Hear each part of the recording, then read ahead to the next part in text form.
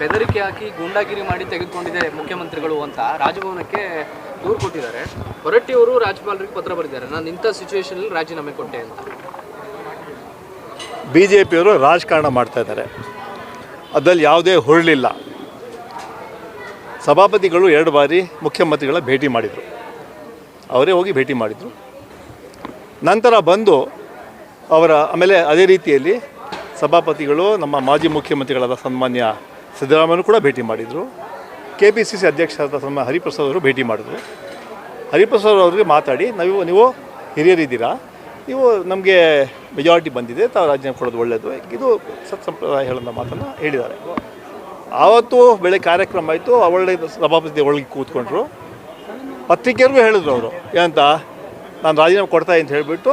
ಮತ್ತು ಅವರು PS ಇಂದ ಹೇಳಿ ಫೋನ್ ಮಾಡಿ, ನೀವು ಅವರ ಪ್ರೈವೇಟ್ ಸೆಕ್ರೆಟರಿ ಕೇಳ್ಬೋದು, ನೀವು ಪ್ರೈವೇಟ್ ಸೆಕ್ರೆಟರಿ ಅವ್ರಿಗೆ ಫೋನ್ ಮಾಡಿಬಿಟ್ಟು ಅದನ್ನು ರಾಜೀನಾಮೆ ಪತ್ರ ರೆಡಿ ಮಾಡ್ಕೊಂಡು ತೊಗೊಂಬನ್ನಿ ಅಂತ ಹೇಳಿ ಅಲ್ಲಿ ಬಂದು ಅವರೇ ಸೈನ್ ಮಾಡಿ ಅಲ್ಲಿ ಕೊಟ್ಟು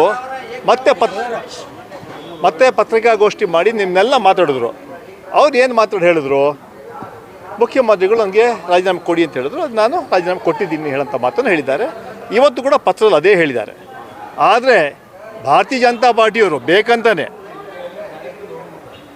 ಅವ್ರು ಹೇಳ್ದಿರೋಂಥ ಮಾತುಗಳನ್ನು ಹೇಳಿ ನಮ್ಮ ಮೇಲೆ ದಬ್ಬಾಳಿಕೆಯಿಂದ ರಾಜೀನಾಮೆ ಕೊಡಿಸೋದು ಅಂತ ಹೇಳೋಂಥ ಮಾತು ಈಗಾಗಲೇ ರಾಜಭವನದಲ್ಲಿ ಗವರ್ನರ್ ಕೊಟ್ಟಿದ್ದಾರೆ.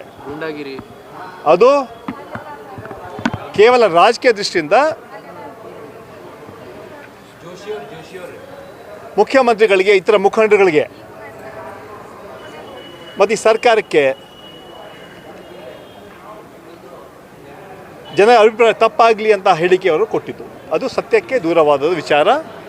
ಯಾವುದೇ ದಬ್ಬಾಳಿಕೆ ಮಾಡಲಿಲ್ಲ, ಯಾವುದೇ ಬಲವಂತ ಮಾಡಲಿಲ್ಲ. ಸನ್ಮಾನ್ಯ ಹೊರಟ್ಟಿ 45 ವರ್ಷ ರಾಜಕಾರಣ ಮಾಡಿದವರು, 3ನೇ ಬಾರಿಗೆ ಸಭಾಪತಿ ಆದವರು. ಅವರು ಸ್ವ ಇಚ್ಛೆಯಿಂದ ಅವರ PSಗೆ ಹೇಳಿಬಿಟ್ಟು ಆ ಲೆಟರ್ ಪ್ಯಾಡ್ ತಂದು ರಾಜೀನಾಮೆ ಕೊಟ್ಟಿದ್ದಾರೆ. ಅದರಿಂದ ಆದರೆ ಭಾರತೀಯ ಜನತಾ ಪಾರ್ಟಿಯವರು ಅದನ್ನು ರಾಜಕಾರಣ ಮಾಡ್ತಾ ಇದ್ದಾರೆ. ಆ ರಾಜಕಾರಣ ಬಿಟ್ಟು ಇವತ್ತು ಏನು ಸಭಾಪತಿಗಳು ಅವರ ಪತ್ರರು ಕೂಡ ಅದೇ ಹೇಳಿದ್ದಾರೆ, ಮುಖ್ಯಮಂತ್ರಿಗಳು ಹೇಳಿದ್ದಕ್ಕೆ ನಾನು ರಾಜೀನಾಮೆ ಕೊಟ್ಟಿದ್ದೀನಿ ಅಂತ ಹೇಳಿದ್ರೆ. ಆದರೆ ಭಾರತೀಯ ಜನತಾ ಪಾರ್ಟಿ ರಾಜಕಾರಣ ಮಾಡ್ತಾರೆ, ಬೇಕಂತಂದೇ ಗವರ್ನರ್ ಹತ್ರ ಹೋಗಿ ಈ ಕಂಪ್ಲೇಂಟ್ ಕೊಟ್ಟಿದ್ದಾರೆ. ಸರ್, ಹೊರಟ್ಟಿ ಅವ್ರ ಮೇಲೆ ಆಗಸ್ಟ್ 14ಕ್ಕೆ ಅವರು ರಾಜೀನಾಮೆ ಕೊಡ್ತಾರೆ ಅನ್ನುವಂಥ ನಂಬಿಕೆ ಯಾರಿಗೂ ಇರಲಿಲ್ವಾ? ಅಂದರೆ ಅವ್ರು 14ಕ್ಕೆ ನಾನು ಡಿಸೈಡ್ ಮಾಡ್ಕೊಂಡಿದ್ದೆ ಅಂತ ಮತ್ತೆ ಹೇಳ್ತಿದ್ದಾರೆ. ಅದಾದಮೇಲೆ ಅವರೇ ಹೇಳಿದಾರಲ್ಲ, ಮುಖ್ಯಮಂತ್ರಿಗಳು ಹೇಳಿದ್ರು 14ನೇ ನೀವೇ ಪ್ರೋಟೋನ್ ಸ್ಪೀಕರ್ ಆಗ್ತೀರಾ, ನೀವೇನು ಹೇಳಬೇಕಂತ ಅವತ್ತು 14 ತಾರೀಕು ಹೇಳಿಬಿಡಿ, ಪರವಾಗಿಲ್ಲ, ನೀವು ಸ್ಪೀಕರ್ ಆಗಿರ್ತೀರಾ ಅಂತ ಅವರು ಹೇಳಿದ ನಂತರನೇ ಅವರೇ ಸ್ವೇಚ್ಛೆಯಿಂದ ಅದನ್ನು ಸೈನ್ ಮಾಡಿ ಕೊಟ್ಟಿದ್ದಾರೆ. ಯಾವ ಬಲವಂತನೂ ಆಗಿಲ್ಲ. ಯಾಕಂದರೆ ನೀವು ಅವರ ಪ್ರೈವೇಟ್ ಸೆಕ್ರೆಟರಿಗಳಿಗೆ ಅವ್ರ ಸ್ಟಾಫ್ ಕರೆದು ಕೇಳಿದಕ್ಕೆ ಹೇಳಿಬಿಡ್ತಾರೆ, ಯಾರು ಒತ್ತಾಯ ಮಾಡಿದ್ರಾ ಅಂತ.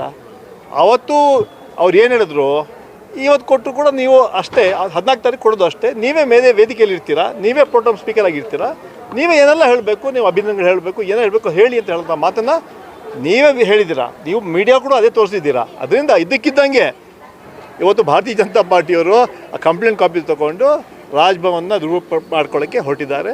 ಅದು ಸರಿಯಲ್ಲ. ಸತ್ಯಾಂಶ ಅವರು ಏನು ಸತ್ಯ ಅಲ್ಲ, ಸುಳ್ಳು ಹೇಳ್ತಾ ಇದ್ದಾರೆ. ಅವರು ಚೇಂಬರ್ಗೆ ಹೋಗಿ ಭಯದ ವಾತಾವರಣ ಉಂಟು ಮಾಡಿದ್ರು, ಅಂದರೆ ಅವ್ರ ಮೇಲೆ ಮುಗಿ ಬೀಳೋ ಥರ ಹೋಗಿದ್ರು ಎಲ್ಲ CM ಸೇರಿ ಅಂತ. 45 ವರ್ಷ ರಾಜಕಾರಣ ಮಾಡಿ ಮಂತ್ರಿಯಾಗಿ 3 ಸಭಾಪತಿಯಾಗಿ ಕೆಲಸ ಮಾಡಿದವರು ಯಾರು ಮಾಡೋಕ್ಕೆ ಸಾಧ್ಯ ಇದೆಯಾ? ಅವರೇ ಸ್ವೇಚ್ಛೆಯಿಂದ ಮುಖ್ಯಮಂತ್ರಿಗಳನ್ನ ಭೇಟಿ ಮಾಡಿ ಹೇಳ್ತಾರ. ಯಾಕೆ ಭೇಟಿ ಮಾಡಿ? ಚರ್ಚೆ ಮಾಡೋಕ್ಕೆ ತಾನೇ ಭೇಟಿ ಮಾಡಿದ್ದು. ಯಾರು ಬಲವಂತವಾಗಿ ಯಾರು ಅವರು ಮುಖ್ಯಮಂತ್ರಿ ಭೇಟಿ ಮಾಡೋಕ್ಕೆ ಹೇಳ್ತಾರೆ? ಯಾರಾದರೂ ಸನ್ಮಾನ್ಯ ಸಿದ್ದರಾಮಯ್ಯನೂ ಕೂಡ ಭೇಟಿ ಮಾಡಿದರು. ಅದರಿಂದ ಇದು ಬೇಕಂತ ಭಾರತೀಯ ಜನತಾ ಪಾರ್ಟಿಯವರು ಅದು ಒಂದು ಕನ್ಫ್ಯೂಷನ್ ಆಗಲಿ, ಸರ್ಕಾರದ ಮೇಲೆ ಒಂಥರ ಒತ್ತಡ ಹಾಕಿ ಅದನ್ನು ರಾಜಭವನ ತೊಗೊಂಡು ಹೋಗೋಂಥ ಕೆಲಸ ಷಡ್ಯಂತ್ರ ಮಾಡ್ತಾ ಇದ್ದಾರೆ. ಜನ ಇವತ್ತು ಅರ್ಥ ಮಾಡಿ ಸನ್ಮಾನ್ಯ ಹೊರಟಿಯ ಪತ್ರ ಕೂಡ ನಾನು ನೋಡಿದೆ, ಅದರಲ್ಲೂ ಕೂಡ ಏನು ಅವರು ಬಲವಂತವಾಗಿ ಮಾಡಿ ಅಂತ ಏನು ಅಪಾನ್ಯ ಕೂಡ ಮಾಡಿಲ್ಲ. ಎಲ್ಲ ಪತ್ರ ಓದ್ಬೋದು. ಸರ್, ಇನ್ನೊಂದು ಬಿಡದಿ ಹೋರಾಟ ಇವತ್ತು ಸ್ಟಾರ್ಟ್ ಆಗಿದೆ. ಕುಮಾರಸ್ವಾಮಿ ಅವರ ಆರೋಪ, ಬಿಡದಿ ಯೋಜನೆ ಕೈ ಹಾಕಿ ಕಾಂಗ್ರೆಸ್ ಸರ್ವನಾಶ ಆಗೋಗುತ್ತೆ. ಈಗ ನೋಡಿ, ನಾನು ಮಾನಸಿಕವಾಗಿ ಸಭಾಪತಿ ಸ್ಥಾನದಲ್ಲಿ ಹೋಗೋನು, ನೀವು ರಾಜಕೀಯ ನೀವು ಮಾತಾಡೋಕ್ಕೆ ರಾಜಕಾರಣಿಗಳಂತ ಹೇಳಿ, ನಾನು mentally I have prepared for become A chairman. ಪಕ್ಷಾತೀತವಾಗಿ ನಾನು ಮಾತಾಡಬೇಕು. ಅದರಿಂದ ಇವಾಗಲೇ ನನ್ನನ್ನು ನಾನು ಸಿದ್ಧಪಡಿಸ್ಕೊಳ್ತಾ ಇದ್ದರಿಂದ ದಯವಿಟ್ಟು ಈ ವಿಚಾರಗಳನ್ನ ಬೇರೆಯವ್ರು ಕೇಳಬೇಕು.